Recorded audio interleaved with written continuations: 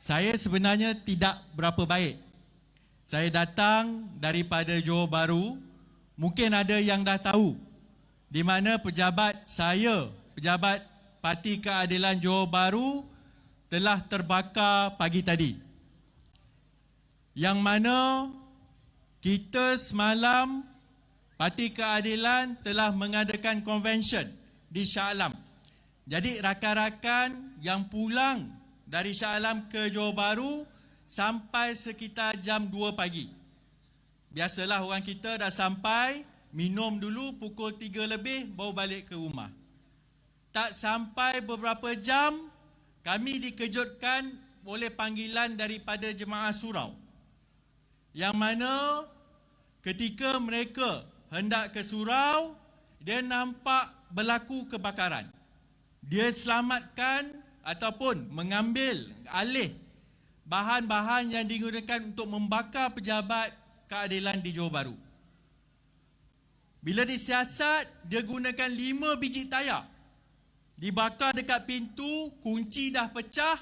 Nasib baik, mungkin berkat daripada orang surau, api tu tak sempat merebak ke mungkin kotak fuse, tak sempat merebak ke sanitizer dan sebagainya. Cuma bagi saya, perkara ini bila dapat tahu, saya bertenang. Saya kongsikan dengan beberapa kawan, mereka kata bertenang, kalau boleh cuba hebahkan supaya ada juga orang tahu kalau boleh membantu keadaan. Pada masa yang sama, saya perasan ada mesej yang masuk di Facebook saya. Bila saya buka, ada satu hamba Allah itu, memang dia duduk hantar pesanan suara yang sebenarnya caci maki tu saya dengar lah, rupanya siap mengugut.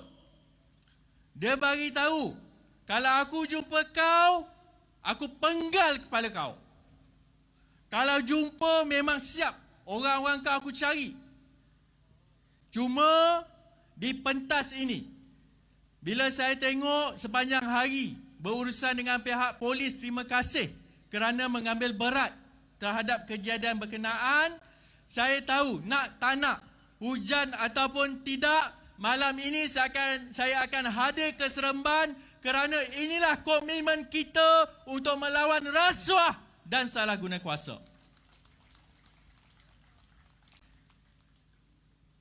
Dan bila saya tengok kemarahan itu sebenarnya berpunca daripada kes Mahkamah Datuk Seri Najib. Yang marah Najib masuk penjara kepada saya, kenapa? Betul lah saya buat video untuk memperbetulkan fakta-fakta yang cuba diselewengkan oleh penjenayah tersebut. Tapi bila saya terangkan, bila kita sampaikan maklumat, yang menjadi masalahnya sekarang, siapa Perdana Menteri ketika ini? Jangan nak salahkan Pakatan Harapan. Najib masuk penjara, kamu Perdana Menteri. Jadi sebab itu komen-komen semalam, Konvensyen Pilihan Raya Keadilan, kita berbicara soal rakyat. Kita angkat suara-suara kumpulan masyarakat untuk mewakili pandangan rakyat biasa. Di sebelah sana, dia cerita nak selamatkan mak sakau dia. Yang satu lagi dia tengah confused. Sebab dia sebut dia pun nak lawan rasuah. Tapi dalam isu LCS yang dibawa oleh saudara Rafizi, terbukti bahawa Bersatu dan juga Perikatan Nasional terpalit dalam kes rasuah skandal kapal tempur LCS. Cuma ketika ini, saya pasti dengan kehadiran, dengan kembalinya Rafizi secara aktif dalam politik, insya-Allah momentum itu akan ke arah Pakatan Harapan. Tapi pada masa yang sama kita tahu bebanan untuk sampaikan mesej ini adalah sangat sukar, terutamanya kepada pengundi pertama kali ataupun mereka yang berusia di bawah 25 tahun. Jumaat lepas saya panggil tak boleh bandingkan dengan Menteri Besar. Menteri Besar Negeri Sembilan dia panggil mahasiswa, dia bagi bantuan bukan untuk 20-30 orang. Itu standard saya lah, panggil 20-30 orang. MB dia sekali panggil 1,300 orang. Tapi walaupun kumpulan kecil, saya buat sesi bertanya dengan mereka. Saya tak berceramah, saya nak tahu apa pandangan mereka. Ada dua isu yang sebenarnya kami sempat bincang dengan panjang. Yang pertama, sebenarnya di kalangan anak muda ketika ini, benda yang dia paling risau adalah soal gaji. Bila saya tanya kenapa gaji ini sangat signifikan, dia kata bukan soal semata-mata untuk dapatkan gaji yang setimpal dengan kerjanya. Tapi kebanyakan anak muda yang saya tanya, dia nak gaji yang elok, gaji yang cukup supaya dia boleh menampung kos sara hidup yang tinggi. Sebab itu ketika ini kalau ada peluang, walaupun terpaksa menjadi riders untuk seketika, mereka terpaksa kerja tersebut kerana bebanan untuk dapatkan gaji yang boleh cukup makan. Dan bila ditanya, saya tanya lagi dengan adik-adik yang soal riders. Dia sebut, kalau saya ada rezeki, saya tak nak jadi riders untuk Grab, untuk Food Panda selama-lamanya. Kami ada matlamat hidup YB. Tapi kalau sementara menunggu peluang itu tidak ada, kami terpaksa. Saya tanya lagi, bagaimana pula ada satu perkongsian di laman media sosial, ada anak muda seorang engineer terpaksa kerja KFC. Apa pandangan, apakah perasaan adik kalau adik dapat degree terpaksa kerja KFC? Pertama dia jawab, saya malu dengan keluarga.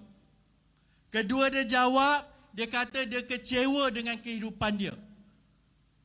Dan perkara ini berlaku dengan begitu banyak sekali ketika ini. Jadi sebab itu, dalam keadaan sekarang, kita tidak ada pilihan yang lain. Kita tahu, bila Mat Sakau masuk penjara, tak lama. Bukan tak lama dia nak keluar, tak lama keseorangan. Lepas ni dia akan ada teman hidupnya. Siapa? Kak Mah insya-Allah akan ke sana jugalah. Kalau dia bosan, dia kata alah bosanlah dengan Kak Mah, dia nak ajak siapa lagi? Dia boleh ajak Zahid. Kalau Zahid tak cukup kelakar, walaupun dia buat lawak semalam di atas pentas, dia rasa bosan. Oh, aku nak lagi kelakar. Dia ajak siapa? Dia ajak Aziz Baling. Mungkin. Tapi kita tahu bahawa di sebelah sana, bukannya soal anak-anak muda kita. Di sebelah sana, mereka nak jadi kerajaan adalah soal masa depan ataupun periuk nasib mereka. Jadi sebab itu, malam ini saya singgah untuk menyatakan sokongan kepada usaha Ayuh Malaysia. Dan akhir sekali, sebagai penutup, insya-Allah, saya sebenarnya dalam juga perjalanan ke Kuala Lumpur, esok saya akan buat laporan polis berkenaan dengan skandal SCS. Saudara Fizi dah dedahkan, malam ini beliau akan kongsikan lagi. Tapi masalahnya apa? Yang sana buat pekak badak. Dia menjawab hanya di Facebook sahaja. Tak ada dokumen, tak ada bukti untuk menafikan. Ini sama dengan perangai Mat Sakau.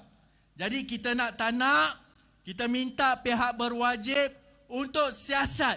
Cari mana duit-duit ni pergi dan insya-Allah dengan apa yang ada, yang mana Rafizi bawa, kita sebagai anak-anak muda akan memberi sokongan sepenuhnya kepada beliau dan juga kepada pimpinan untuk memastikan dalam pilihan raya kali ini, insya-Allah Pakatan Harapan bukan sahaja mempertahankan Negeri Sembilan, tapi insya-Allah Negeri Sembilan akan membantu kita semua memenangi Kerajaan Persekutuan. Sekian, terima kasih. Assalamualaikum warahmatullahi wabarakatuh.